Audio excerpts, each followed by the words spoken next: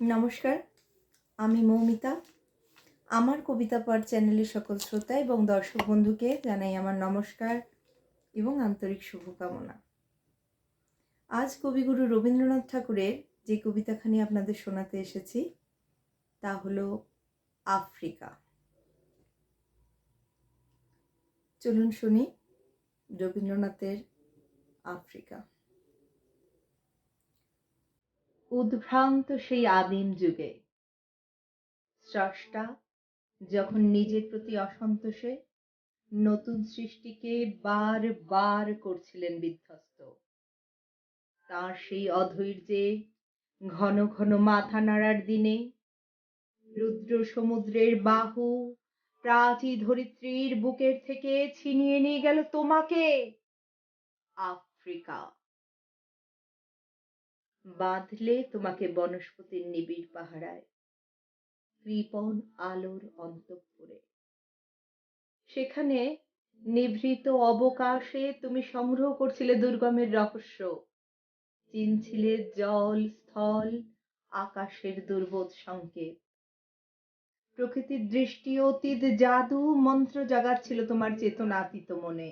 বিদ্রুপ করছিলে ভীষণকে বিরূপের ছদ্মবেশে, শঙ্কাকে চাচ্ছিলে হার মানাতে, আপনাকে উগ্র করে বিভীষিকার প্রচণ্ড মহিমায় তাণ্ডবের দুন্দুভি নাদে। হায় ছায়াবৃতা, কালো ঘোমটার নিচে অপরিচিত ছিল তোমার মানব রূপ উপেক্ষার আবিল দৃষ্টিতে। এলো ওরা লোহার হাত কড়ি নিয়ে, নখ যাদের তীক্ষ্ণ তোমার নেকড়ের চেয়ে। এলো ওরা মানুষ ধরার দল, গর্বে যারা অন্ধ তোমার সূর্যহারা অরণ্যের চেয়ে।